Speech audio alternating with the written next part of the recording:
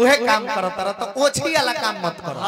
समाज में बैठा तो बुझाए कि प्रतिष्ठित बैठल बा, हमहू बैठल रहनी हां, लेकिन आदमी के स्वभाव तू बुझा तर बैठल बा त कुत्ता लेखा में शोभत नहीं। तनी खड़ा हो जा, तारा के गाना बजाना से मारब, गाना बजाना से हां जवाब दिया हमरा हर एक गाना के। निकला तनी फील्ड में, हां निकला, हमने कई जवानी जा का करतनी ने चुप रहला। देखनी भैया कमेटी के देखे जा प्रशासन महोदय लोग बैठल बा। आई तली बंदूक ई कहता कि डीजे बैगन, आई तली छोटका बंदूकिया ले ले धराना दी, डीजे बैगन चाहिए त एगो है बैगन धला तरह के डीजे बजवा देता है। डीजे बैगन दोनों मिल जाए, डीजे बैगन दोनों मिल जाए। पक्का कुत्ता का स्वभाव हमारे भाई कभी के कल्पना हो अरे तो कवनो जाति के हो कवनो मजहब के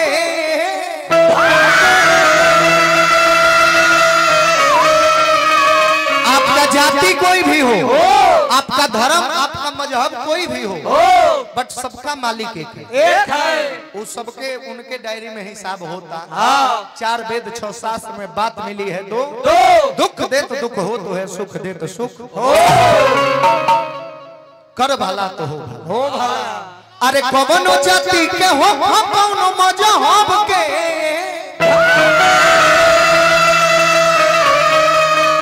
अरे तो पोरे पोरे वीडियो रिकॉर्डिंग होता सबके।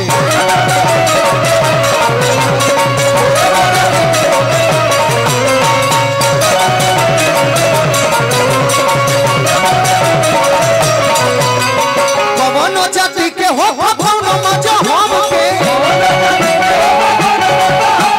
कवनो जाति के हो कवनो मजहब के। अरे तो पोरे पोरे वीडियो रिकॉर्डिंग होता सब मुखिया जी।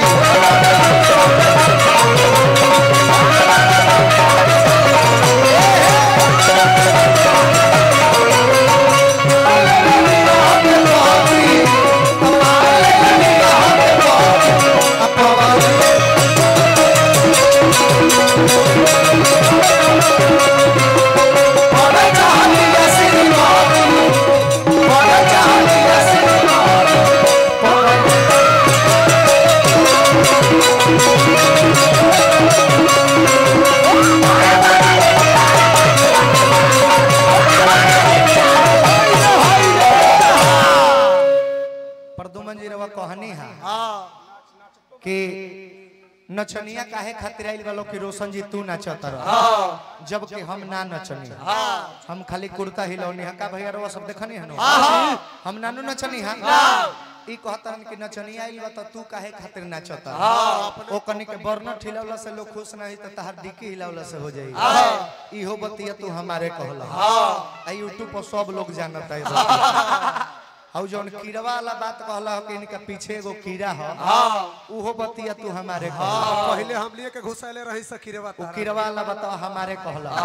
फिर हौ जौन बात कहला कि लगभग लहू फेंके, लहू के कलर चेंज हो जाई, हमारे बतिया कहला। सोच कि तू डिमोशन दिन पर दिन तहर कितना भइल चल जा। तार अपन का बा मर दे, अपन तारा लगे का बा जौन हम पिछला मंच पर कह के छोड़ देतनी, तू अगला मंच पर आके कहत मर्दे बिला जइबो। गर्जीवन के दिल से सम्मान आशीर्वाद की प्रतीक्षा, पैर छू के हम आशीर्वाद लिहनी। जय हो प्रधान जी गौर करी हो अरे कि सभे बाबे सीसीटीवी के मारा के सोझा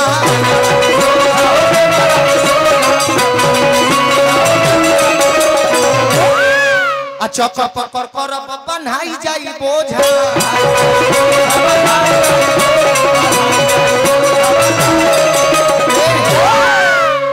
कैमरा हेहू जा लागल, हां सब कैमरा लागल, और तने ना मुखिया जी देहा देही आजकल कैमरा बा, सबका पास फोन बा महंगा महंगा, केहू भेरी 50 मेगापिक्सल 100 मेगापिक्सल 200 मेगापिक्सल कैमरा हो गइल बा।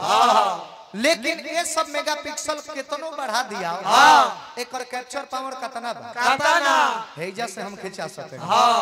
तनी दूर बानी तो हो जा से जूम क के हो जा से लोग खींच लेते। अब मजाल हो जाए मंदिर के पीछे हम चल जाए तो केहू कैमरा ले जैसे जूम कर ले ना होई करी केहू ना जी लेकिन भगवान ऐसा कैमरा रखले बाड़े हाँ एक तो इतना दूर कई हजार योजन दूर हमने के बानी जी हाँ लेकिन फिर भी हाँ तू खुला फील्ड में घूमत हाँ चाहे घर में बंद बारत हाँ चाहे अंडरग्राउंड घर बना के बारत हाँ चाहे पानी में डूबी मार के बारत हम में तुम में खड़क हम में घट घट व्यापेरा उनकर बास कहाँ नहीं खे तारा लगता कि तू इतना अभद्र बोलत रह तो भगवान नहीं खन देखो मुंह में मार दी है कोढ़िए फूट जाए बिहान से बोलले छोड़ दे चढ़िया जंघिया के जो प्रचार कैले चलो लगभग गलगला जवाब दे दे तो लगभग दांते अंगुरी काटे सब है बाबे सीसीटीवी कैमरा के सोझा चक्कर पकड़ करबत बनाई जाई बोझा काहे कहने काहे काहे कि हौ लीला धारी लीला करे को जोर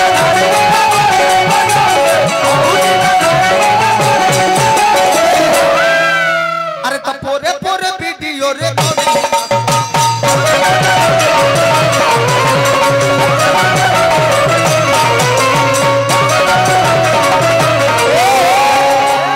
अच्छा एगो बात बताइए इनका लागत है कि रोशन राजवा के नाच ही नहीं खे सुमिरनवा में हम ना नचने हनु इनका लागत है कि हमरा नाच ही नहीं खे इनका नाच के हम जवाब दे दी का दे दी माने जे हाल बाकी लाजे भावे बोलस ना तो सवादे भसुर छोरस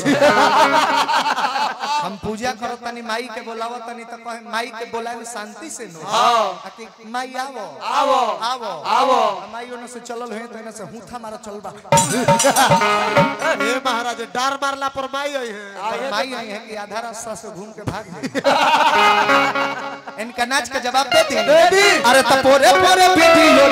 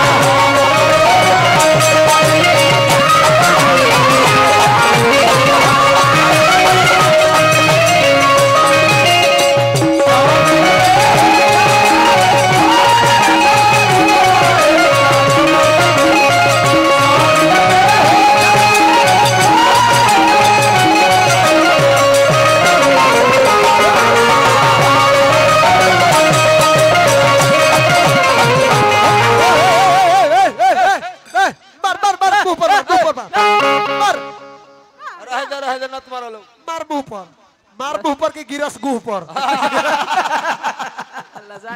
देखिए हम उठने हनु तो कहले कि कीड़ा बा ई उठले ह इनका वो अंदर कीड़ा नहीं थे ना मूस बा एगो मोटा उहे अंदर बाहर करत रहता उहे मूसवा कहलक उठ उठ उठ उठ पर दो मन ना तो एक बीता भी डीप बानो चार हाथ गहरा कर दे मूसवा कबार के गबड़ा कर दे ओहे में होल जवाब हमरा से मांगे लगल तू केकर सीख के तू कहत खीसा कहत चड्डी के या गंजी के इनको एगो नचनिया ही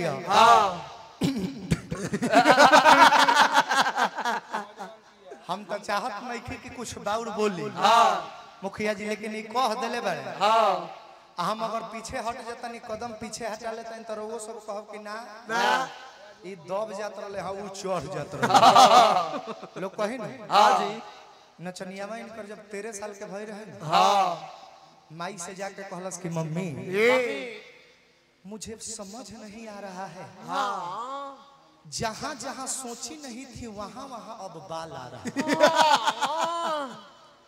मतरिया कहलस कि ऐसा बात है तो कहलस कि हां मम्मी तो देखी कोनो माई बाप लइका के नो कोनो गंदा चीज होला तो ओकरा के लाथा के दोसर चीज बता दे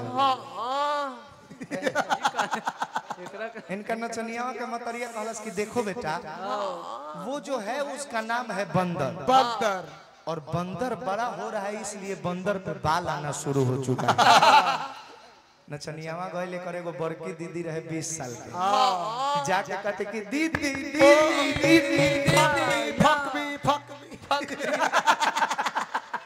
दीदी मेरा बंदर अब बड़ा हो रहा है, मेरे बंदर पे बाल आना शुरू हो चुका है। दीदिया कलश के चुप चुप चुप, बंदर बड़ा हो गया, बाल आ रहा है। फिर भी तुम्हारा बंदर अभी मेरे बंदर से बहुत छोटा है, क्योंकि मेरे बंदर पे तो बाल आया ही आया है। लेकिन अब मेरा बंदर ने केला खाना भी शुरू कर दिया।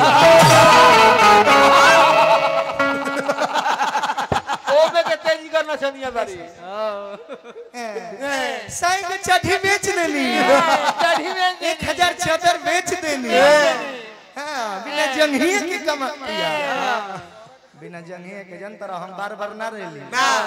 एक बार रात भर में ऐसा व्यवस्था कर देम कि शांत हो जाएगी।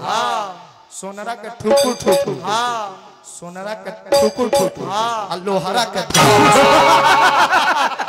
एक के बार में चापूट सापुट बन जाए। देखी कुत्ता लेखा मुंह बनल बहुत मानी ला तारा के हो, तारा के हमें हे पे बैठा के हमेशा रखे। तर हाथी पर निमन व्यवहार रखबो, कहियो यही पर रख।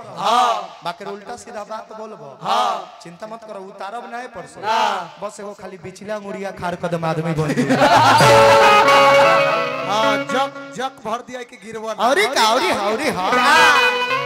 अरे कि जवन जवन पहले बारू ए जा करत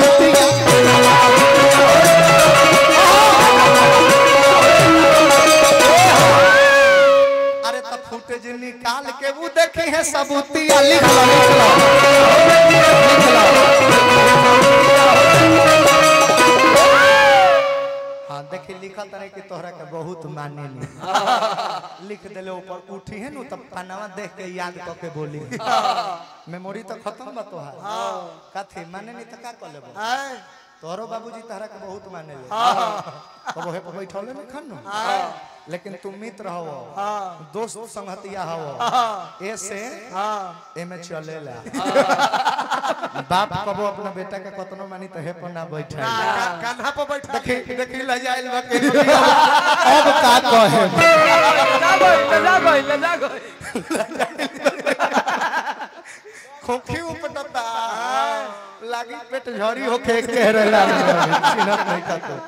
जवन जवन पहले बात जा करत तिया।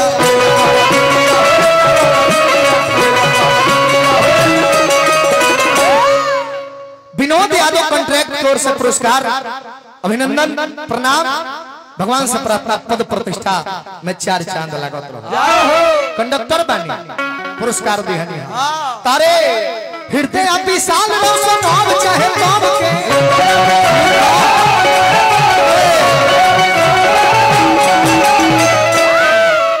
लिखो लिखो न लिखबो, लिखत लिखत हर कॉपी के पन्ना समाप्त हो जाएगी। कलमों के स्याही हो रही तो कही है अपना और से तनी सा स्याही बिग दे फिर भर के लिखे। स्याही चलल बड़ा बहुत लड़का के वास्ता भारी थी। कॉपी लेके चल देला तब बुझत रह कि बड़का हम वैज्ञानिक हो गइल। अरे तब पूरे वीडियो रिकॉर्डिंग सब ऊपर मारो, ऊपर नीचे मारो, बामे होने बामे। अब दाहिने मारो, अब तनी मारो सामने मारो।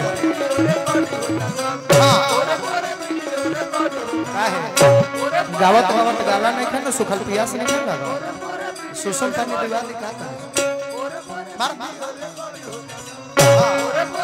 झरना के पानी हम पियो, अब प्यास ना बुझी तो कहिए टोटी के पानी के व्यवस्था करे।